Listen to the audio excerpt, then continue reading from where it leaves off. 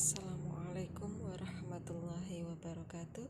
Selamat pagi anak-anak. Hari ini kita akan mempelajari tentang analisis dan contoh soal pedas dan ikhtisar bagian keempat. Ini melanjutkan dari soal yang kemarin. Oke, dari yang kemarin ada 126 respon dari sekian banyak anak ya. Kebanyakan mungkin yang tidak terekam itu namanya yang tidak lengkap. Terus mungkin belum sampai pada tombol terekam atau internetnya yang tidak stabil, mungkin seperti itu ya. Oke, evaluasi yang kemarin nilai terbanyak adalah 80.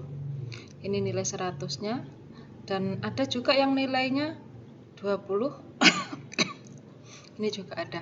Oke.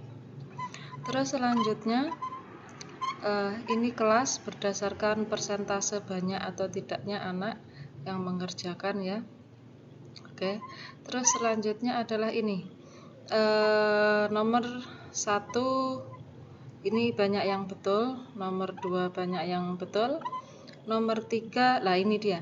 PO mantan membeli bus secara tunai sebesar 800 juta secara tunai cah. Jika secara tunai berarti saat itu ngetoknya duit kan cah, berarti nek ngetoknya duit kan kas berkurang ya kan.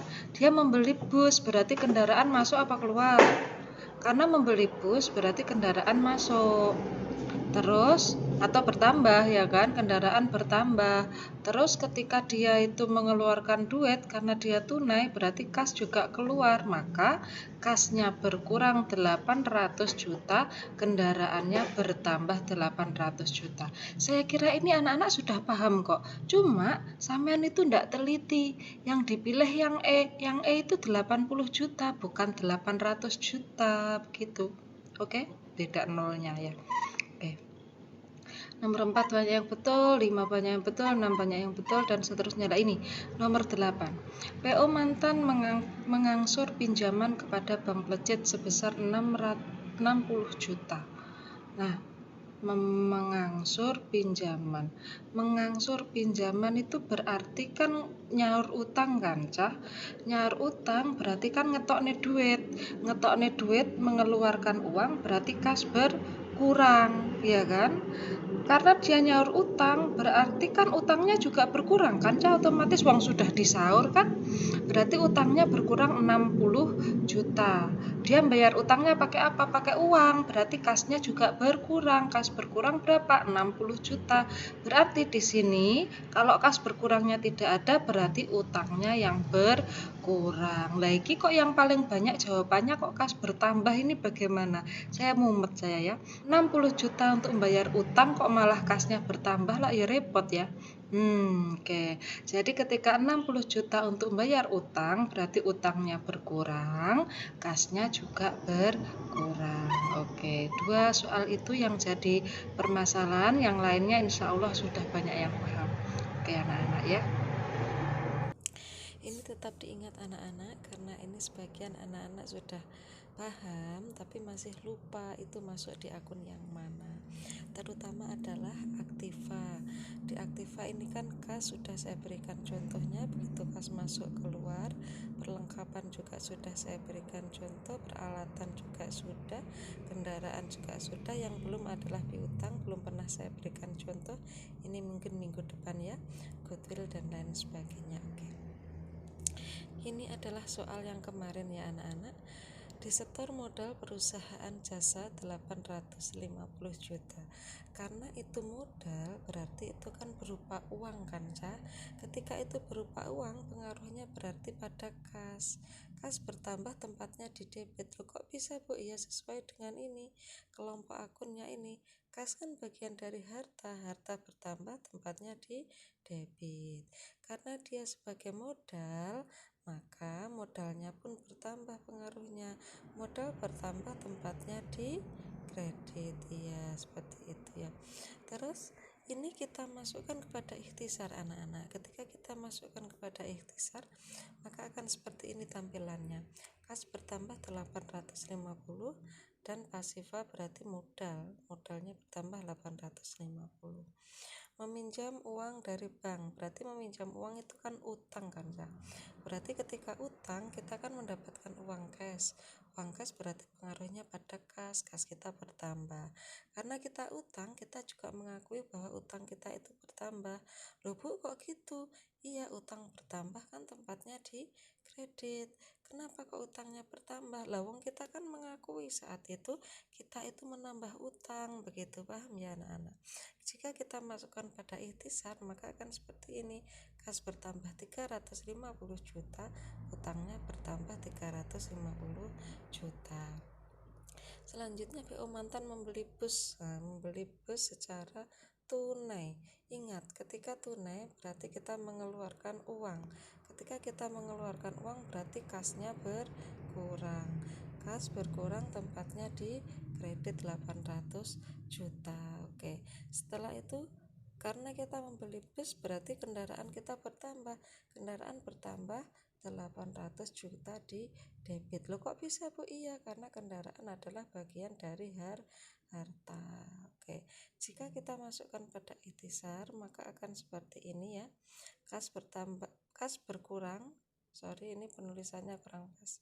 Kas berkurang 800.000, kendaraannya bertambah 800.000. Oke. Terus selanjutnya adalah membeli secara perlengkapan. Berarti perlengkapan masuk perusahaan tapi kita nggak ngetoknya duit, berarti tidak pengaruh pada kas karena itu adalah utang. Berarti utang kita bertambah tempatnya di kredit. Setelah itu apa debitnya? Ya perlengkapan lah, kan kita membeli perlengkapan masuk ke perusahaan tempatnya di debit. Jika kita masukkan pada ikhtisar maka akan seperti ini, perlengkapan bertambah di debit, setelah itu utangnya juga bertambah. Selanjutnya adalah membayar sebagian utang. Ini juga beberapa yang masih belum paham ternyata ya. Membayar sebagian utang 10 juta. Berarti utangnya kan berkurang, kan bayar utang kan, Cak? Berarti utangnya kan berkurang, seperti itu. Utang berkurang tempatnya di debit. Setelah itu kita bayar utang kan pakai uang kan ya, pakai uang cash berkurang tempatnya di kredit karena itu adalah uang cash, berarti pengaruhnya pada kas. Jika kita masukkan pada ikhtisar bentuknya seperti ini, kas berkurang di ini, setelah itu utangnya juga berkurang karena kita bayar utang, logikanya kan utangnya berkurang. Mendapat pendapatan berarti kita mendapat duit ya kan, kita mendapatkan bayaran secara tunai, berarti saat itu juga kita mendapatkan bayaran karena nanti ada beberapa di soal pendapatannya itu diutang, jadi wayai bayaran nggak sida bayaran, ngono aja, paham ya? Dapatkan pendapatan berarti kan itu uang masuk pengaruhnya pada kas bertambah tempatnya di debit. Setelah itu pendapatan karena dia adalah pengubah modal, pendapatan dicoret diganti menjadi modal bertambah tempatnya di kredit 90 juta. Jika kita masukkan ikhtisar bentuknya seperti ini, kas bertambah, modal juga bertambah. Selanjutnya adalah biaya gaji, bensin dan lain-lain. Berarti ini membayar bensin dalam 1 bulan misalnya ya.